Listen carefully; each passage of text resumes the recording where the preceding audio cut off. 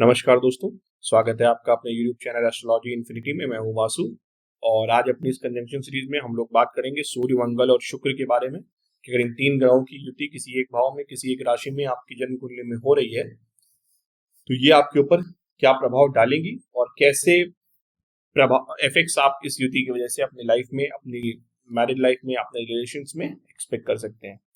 तो चलिए अपने इस वीडियो को स्टार्ट करते हैं और बात करते हैं इस युति के बारे में। सूर्य की बात जब हम करते हैं तो सूर्य आपकी आत्मा के कारक है, आपके आत्मसम्मान को, आपके आत्मबल को, आपके कॉन्फिडेंस को, आपके ईगो को, आपके अहम को सूर्य दर्शाते हैं। सूर्य आपके पिता को, पिता समान व्यक्ति को दर्शाते हैं। आपको आपकी धर्म के प्रति जो निष्ठा होगी, जो डेडिकेशन होगा, वो हम सूर्य से देखते हैं। पिता के द्वारा जो भी चीज आपको मिलेगी, जो प्राप्त करेंगे आप अपने पिता से, चाहे वो ज्ञान हो, चाहे वो धन हो या कोई ऐसे दूसरी कोई एसेट हो, वो सब हम सूर्य से देखते हैं। सूर्य सरकार को भी रिप्रेजेंट करते हैं, सरकारी नौकरी को सूर्य रिप्रेजेंट करते हैं। सरकार के द्वारा जो भी लाभ आपको होगा वो भी हम सूर्य से देखते हैं। सूर्य ग्रहों के राजा हैं सूर्य, तो राजाओं, राजसी जो जो एक क्वालिटी होती है वो सब सूर्य के अंदर है। मंगल की जब हम बात करते हैं तो मंगल सैनिक को रिप्रेजेंट करते हैं। मंगल आपके एंगर को, मंगल आपके एग्रेशन को रिप्रेजेंट करते हैं। आपकी स्फूर्ति जो है वो हम मंगल से देखते हैं। एनर्जी लेवल आपका कितना होगा वो हम मंगल से देखते हैं। आप कितना डिसिप्लिन रहेंगे, आप कितना डेडिकेटेड और कमिटेड रहेंगे, ये हम मंगल से देखते हैं। मंगल आर्म्स को, शस्त्रों को रिप्रेजेंट करते हैं, बंदूक को, रिवॉल्वर को या धनुष बाण को या तलवार को या चाकू को, कोई भी नुकीली चीज, उससे हम मंगल उससे देखते हैं। मंगल मेडिकल एस्ट्रोलॉजी में सर्जरी को रिप्रेजेंट करते हैं, सर्जन को रिप्रेजेंट करते हैं। मंगल जमीन को रिप्रेजेंट करते हैं, लैंड हम मंगल से देखते हैं। मंगल इसके अलावा टेक्नोलॉजी को, इंजीनियरिंग को रिप्रेजेंट करते हैं। मंगल आपके कमिटमेंट को रिप्रेजेंट करते हैं। और रिलेशंस में जब हम बात करते हैं तो मंगल आपके छोटे भाई को, कुछ एस्ट्रोलॉजी की साइंस ब्रांचेस जो है वो उसमें मंगल को एज अ पति भी देखा जाता है महिलाओं के लिए केस में। वैसे इन जनरल मंगल आपके छोटे भाई को, या अगर आप मैरिड नहीं है, आप नॉर्मल फीमेल हैं, तो आपके बॉयफ्रेंड को मंगल से देखा जाता है। जब हम शुक्र की बात करते हैं तो शुक्र संबंधों के कारक हैं। हर प्रकार के संबंध हम शुक्र से देखते हैं, लेकिन सबसे ज्यादा फोकस जो शुक्र होता है वो मैरिटल रिलेशनशिप्स या मैरिड लाइफ को हम शुक्र से देखते हैं। शुक्र आपकी विवाह के भी कारक माने गए हैं। शुक्र आपके, अगर आप एक पुरुष हैं तो आपके लिए आपकी पत्नी, आपकी गर्लफ्रेंड हम शुक्र से देखते हैं। अगर आप महिला हैं तो शुक्र आपकी मैरिड लाइफ को और मैरिटल रिलेशनशिप्स को दिखाते हैं या हार्मनी को दिखाते हैं। If you are not married then आपके बॉयफ्रेंड के साथ जो आपकी हार्मोनियस रिलेशनशिप चल रही है वो उसमें हम शुक्र से देखते हैं। हर वो रिलेशनशिप जिसमें आप फिजिकल लेवल पे इंटीमेट हो रहे हैं वो हम शुक्र से देखते हैं।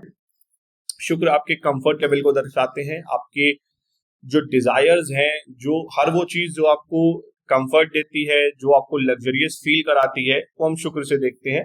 शुक्र कॉस्मेटिक को दर्शाते हैं। शुक्र फूड को भी रिप्रेजेंट करते हैं। शुक्र लग्जरी के कारक हैं। शुक्र आपके जो व्हीकल्स हैं, कन्वीनियंसेस हैं, वो भी शुक्र से देखते हैं हम। तो जब भी इन तीन ग्रहों की युति होती है किसी एक भाव में, किसी एक राशि में आपकी जन्म कुंडली में, और युति से मेरा मतलब हमेशा ही रहता है कि ये जो युति हो ये बहुत क्लोज युति हो, प्लैनेट एक दूसरे से बहुत ज्यादा डिग्री के डिफरेंस में ना हो, तब एक युति बहुत अच्छी युति मानी जाती है। और इस युति में देखिए, सूर्य मंगल एक साथ जो है वो दोनों मित्र हैं, वो जब भी एक साथ आएंगे और शुक्र के साथ आ गए तो यहाँ पे जो व्यक्ति होता है उसकी पर्सनैलिटी बहुत अच्छी होती है। सूर्य और मंगल यहाँ पे व्यक्ति को एक स्ट्रॉन्ग बिल्ड बॉडी दे रहे हैं। जो व्यक्ति है उसकी पर्सनैलिटी को, उसके जो एटीट्यूड है उसको बहुत स्ट्रॉन्ग बना रहे हैं, आपके कॉन्फिडेंस लेवल को बढ़ा रहे हैं। वहीं पे वीनस जब सूर्य मंगल के साथ आ जाता है तो ये युति जो होती है ये आपकी करिश्मा को बढ़ा देती है। ऐसे व्यक्ति जो होता है बहुत कैरिस्मेटिक पर्सनालिटी का होता है। और एक चीज जो आपने ऑब्जर्व करी होगी कि अगर आपकी जन्म कुंडली में ये युति हो रही है तो अपोजिट जेंडर के जो लोग होंगे वो आपके प्रति बहुत ज्यादा अट्रैक्ट होते हैं, रिगार्डलेस कि आप मेल हैं या फीमेल हैं।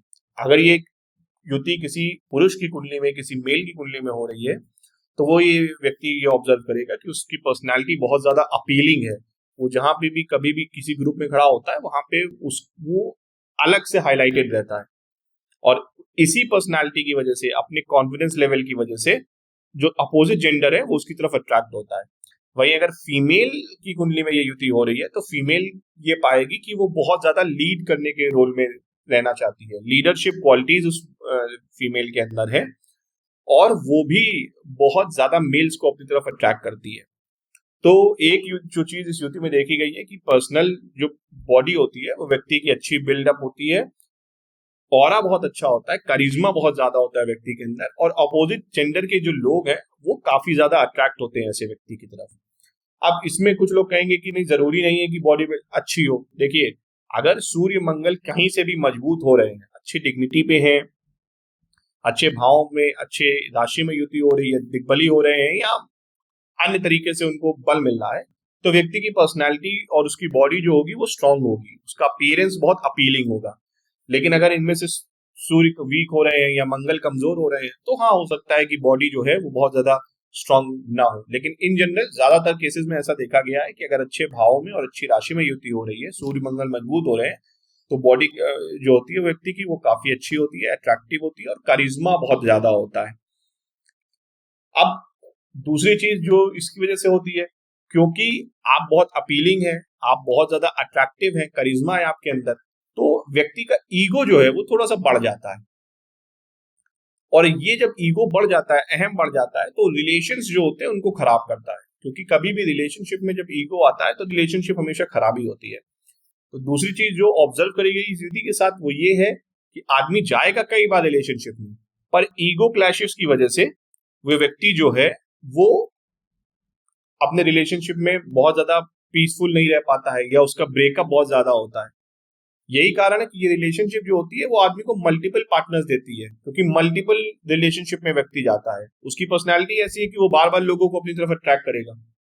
और अब यहाँ पे अगर सूर्य मजबूत हो रहा है, किसी ऐसी राशि में सूर्य है जहां पे सूर्य बली हो रहे हैं, चाहे वो सिंह राशि हो जाए या मेष राशि हो जाए, तो ऐसे में जो ईगो, जो एटीट्यूड है, जो ईगो है, वो ओवर पावरिंग हो जाता है, डोमिनेटिंग हो जाता है ऐसा व्यक्ति। तो जो उसका पार्टनर होता है उसको उसका दम घुटने लगता है ऐसे रिलेशनशिप में, और ब्रेकअप हो जाता है। वहीं अगर सूर्य पीड़ित हो रहे हैं तो व्यक्ति का कॉन्फिडेंस लेवल लो हो जाएगा, वो अपने आप को प्रॉपरली एक्सप्रेस नहीं कर पाएगा, उसके अंदर फ्रस्ट्रेशन आने लगेगा, और वहां पे रिलेशनशिप खराब होना चालू हो जाती है। बट दोनों केसेस में आदमी मल्टीपल रिलेशनशिप्स में रहता है, उसके मल्टीपल पार्टनर्स हो सकते हैं, क्योंकि ये युति जो है ये आदमी को बहुत, ये व्यक्ति को बहुत ज्यादा कैरिज्मेटिक बनाती है। अगर किसी महिला की जन्म कुंडली में ये युति हो रही है तो वो बहुत ज्यादा लीड करने वाली होगी, रिस्पॉन्सिबिलिटी लेने वाली होगी, लीडरशिप रोल्स उसको बहुत पसंद होंगे। और अगर किसी पुरुष की कुंडली में ये युति हो रही है तो वो भी कई बार ऐसा देखेगा कि उसकी लाइफ में जो पार्टनर आएंगी वो बहुत ज्यादा डोमिनेटिंग हो सकती है, स्पेशली उसकी वाइफ जो है वो डोमिनेटिंग हो सकती है, क्योंकि यहाँ पे शुक्र जो है वो सूर्य के साथ है, मंगल के साथ है, मंगल उनको डिसिप्लिन दे रहे हैं, सूर्य जो है वो आपको डोमिनेटिंग बना रहे हैं, तो आपकी जो लाइफ पार्टनर है उसको डोमिनेटिंग बना रहे हैं। तो कई बार ईगो क्लैशेस की वजह से ऐसे व्यक्ति की लाइफ में बहुत प्रॉब्लम होती है। दूसरी एक और चीज जो इस युति के साथ ऑब्जर्व करी गई है कि ऐसे व्यक्ति के जो फादर होंगे वो बहुत क्रिएटिव होते हैं। यहाँ पे सूर्य जो है वो क्रिएटिविटी को बढ़ा रहे हैं, तो जो व्यक्ति के फादर होंगे वो भी बहुत कैरिज्मेटिक पर्सनालिटी वाले होंगे, और उनके अंदर क्रिएटिव क्वालिटीज भी हो सकती है।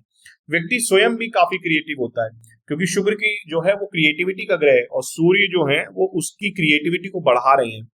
तो ऐसा व्यक्ति जो है वो आर्ट में, डांस में, म्यूजिक में, या किसी एक प्रकार का कोई एक्स्ट्रा करिकुलर में वो व्यक्ति अच्छा हो सकता है, जहां पे उसको अपने आप को एक्सप्रेस करने को मिले।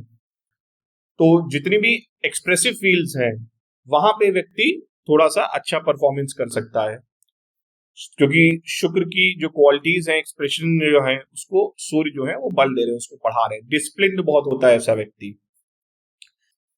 अगर हम प्रोफेशन की बात करें तो काफी ज्यादा वाइड स्पेक्ट्रम इसमें भी है, इस युति में भी, क्योंकि 3 ग्रहों की युति हो रही है, तो ऐसा व्यक्ति सरकारी नौकरी भी कर सकता है, आर्म्ड फोर्सेस में, सेना में, पुलिस में ऐसा व्यक्ति हो सकता है, बैंकिंग प्रोफेशनल ऐसा व्यक्ति हो सकता है, क्योंकि शुक्र जो है वो आपको कस्टमर को कैसे अट्रैक्ट करना है वो दर्शाता है, और आजकल बैंक्स जो है वो कस्टमर को के साथ रिलेशनशिप या डीलिंग पे भी बहुत काम करते हैं।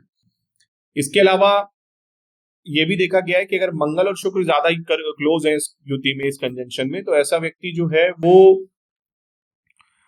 टेक्नोलॉजी की फील्ड में, इंजीनियरिंग की फील्ड में अच्छा काम कर सकता है। ग्राफिक डिजाइनिंग, कंप्यूटर का कोई कोर्स कर सकता है या कंप्यूटर साइंस रिलेटेड कोई डिग्री पा सकता है और ग्राफिक डिजाइनिंग में अच्छा कार्य कर सकता है। अगर शुक्र बलवान हो रहे हैं इस युति में, ज्यादा बलवान हो रहे हैं मेरा मतलब है, तो ऐसा व्यक्ति जो है वो ग्लैमर की फील्ड में, मीडिया में, न्यूज एंकरिंग में या सीधे फिल्म्स में एक्टिंग वगैरह करने का शौक हो सकता है और वहां पे भी अपना करियर बना सकता है। लेकिन शुक्र को उसके लिए बलवान होना बहुत जरूरी है और केवल D1 चार्ट में नहीं, नवमास में भी बलवान होना जरूरी है। क्योंकि एक बात समझनी पड़ेगी आपको कि शुक्र यहाँ पे जब सूर्य और मंगल के साथ है तो उसकी क्रिएटिविटी को, तो शुक्र की क्रिएटिविटी को तो सूर्य बढ़ा देंगे, परंतु सूर्य और शुक्र जो है वो शत्रु हैं। और सूर्य और मंगल ये दोनों जो ग्रह हैं ये बहुत गर्म ग्रह हैं, बहुत हार्ड प्लैनेट्स है, क्रूल प्लैनेट्स हैं। और शुक्र एक सॉफ्ट प्लैनेट्स है, वो सॉफ्ट चीजों को रिप्रेजेंट करते हैं। तो ऐसे में जब जब भी ये युति होती है तो शुक्र कहीं ना कहीं इस युति में पीड़ित हो ही रहे होते हैं। तो अगर आप ग्लैमरस वर्ल्ड में अच्छा करना चाहते हैं या बॉलीवुड में या किसी ऐसे क्षेत्र में काम करना चाहते हैं जहां पे आप अपने चेहरे को, अपने आप को प्रदर्शित करना चाहते हैं, तो ऐसे में आपका शुक्र जो है वो बलवान होना चाहिए। और यहाँ पे भी D1 में भी बलवान होना चाहिए और आपके D9 चार्ट में भी बलवान होना चाहिए। इसके बाद अगर हम धन की बात करें तो धन अच्छे मात्रा में ऐसे व्यक्ति कमा सकते हैं, क्योंकि देखिए जब सूर्य, मंगल और शुक्र तीन ग्रह एक साथ किसी भाव में बैठेंगे आकर के, तो आपके ऑलमोस्ट 5 घरों को कंट्रोल करते हैं ये। दो घरों के स्वामी, 2 राशियों के स्वामी मंगल हैं, 2 राशियों के स्वामी शुक्र हैं और 21 सूर्य हैं। तो ऐसे में धन योग अक्सर देखा है कि व्यक्ति की कुंडली में बन रहा होता है। और वैसे भी सूर्य और मंगल एक साथ जो है वो काफी अच्छे, एक नैसर्गिक मित्रता है इन दोनों ग्रहों के बीच में, तो हार्डवर्क से धन अर्जन होता ही है व्यक्ति का। तो अच्छे भाव में अगर ये युति हो रही है, द्वितीय भाव में, पंचम भाव में, दशम भाव में, तो ऐसे व्यक्ति अच्छा धन अर्जन कम कर सकता है। पंचम भाव में युति आपको शेयर मार्केट में कुछ पर्टिकुलर टाइप ऑफ इंडस्ट्रीज में अगर आप इन्वेस्ट करते हैं, जैसे जो फूड से रिलेटेड हैं, जो बेवरेज से रिलेटेड हैं, अल्कोहल रिलेटेड इंडस्ट्रीज हैं, उसमें आपको अच्छा धन आप कमा सकते हैं। तो इन जनरल जो ये युति होती है सूर्य, मंगल और शुक्र की, ये काफी अच्छी युति है। आपकी पर्सनालिटी को बहुत ज्यादा करिश्मेटिक बनाती है। पर इसमें बस एक वही नेगेटिव ट्रेट है कि सूर्य की वजह से आपका ईगो जो है वो थोड़ा सा बढ़ जाता है, इन्फ्लेट हो जाता है, जो आपकी रिलेशनशिप्स को खराब कर देता है। मल्टीपल रिलेशनशिप में व्यक्ति रहता है और ऐसे इस कंडीशन में बस केवल एक ही चीज ध्यान रखनी चाहिए व्यक्ति को कि कमिटमेंट ना करे बहुत ज्यादा। क्योंकि कई बार क्या होता है, जो मेरा पर्सनल एक्सपीरियंस है, मैंने देखा है कि व्यक्ति की रिलेशनशिप्स कई बार टूटती हैं, वो नए रिलेशनशिप में आता है और हर बार वो बहुत ज्यादा जल्दी कमिटमेंट कर देता है। तो बहुत जल्दी कमिटमेंट करने की वजह से आप जो हैं वो और ज्यादा परेशान हो सकते हैं। और अगर चंद्रमा पीड़ित हो रहे हैं कहीं ना कहीं इस युति, मतलब इस आपके चार्ट में कहीं चंद्रमा पीड़ित है, नीच के हैं, या उनके वो केंद्रम दोष में है, या किसी प्रकार के भी दोष में आ रहे हैं, किसी क्रूर ग्रह की दृष्टि पड़ रही है उनके ऊपर, या कंजंक्शन है चंद्रमा का, तो व्यक्ति कई बार एंजाइटी या डिप्रेशन का शिकार भी हो जाता है। क्योंकि उसको वो स्टेबिलिटी नहीं मिल पाती रिलेशनशिप में जो वो डिजर्व करता है या जो वो एक्सपेक्ट करता है। तो बस एक ये नेगेटिव पॉइंट है। बाकी अदरवाइज ये युति बहुत अच्छी मानी गई है। आपकी क्रिएटिव स्किल्स को बहुत अच्छा कर देती है, आपके एक्सप्रेसिव स्किल्स को बढ़ा देती है, आप एक बहुत अच्छे डिबेटर भी हो सकते हैं और आप अच्छा धनार्जन कर सकते हैं। एक चीज जो आपको थोड़ा सा ध्यान रखने की आवश्यकता है इस युति के साथ, कि ये युति आपको जीवन भर परेशान नहीं करेगी। ऐसा नहीं है कि आपके जीवन भर हमेशा आपके रिश्ते टूटते रहेंगे। जब ऐसे ही सूर्य और मंगल की मैच्योरिटी आती है, मंगल जो है वो 28 वर्ष की आयु में मैच्योर हो जाते हैं, क्योंकि मंगल आपके एग्रेशन को, इंपल्शन को बढ़ाते हैं। तो ऐसे में देखा गया है कि अगर 30 वर्ष की आयु आप प्राप्त कर लेते हैं, 30 वर्ष की आयु के बाद आप जो भी रिलेशनशिप में जाएंगे वहां आप धीरे धीरे स्टेबिलिटी उस रिलेशनशिप में आप पाते हैं, बिकॉज इतना एक्सपीरियंस आपको पास्ट का हो चुका होता है कि आपके लिए रिलेशनशिप में इजी गोइंग थ्रू हो जाती है। तो ये बस एक चीज आपको ध्यान रखनी है, बहुत अर्ली एज में कमिटमेंट नहीं करना है और बहुत ज्यादा शादी के लिए उत्सुक नहीं होना है बहुत अर्ली एज में, अदरवाइज ये युति थोड़ा सा प्रॉब्लमेटिक हो सकती है। एल्स ये युति बहुत अच्छी है। उम्मीद करता हूँ मेरा ये वीडियो आपको पसंद आया होगा और आपको जानकारी अच्छी लगी होगी। इस वीडियो को अगर आपको अच्छा लगा है तो जरूर लाइक कीजिएगा, शेयर कीजिएगा, और अगर आपने मेरे चैनल को अभी तक सब्सक्राइब नहीं किया है तो प्लीज मेरे चैनल को सब्सक्राइब कीजिएगा। मिलते हैं अपने अगले वीडियो में, तब तक अपना ख्याल रखिएगा दोस्तों। धन्यवाद।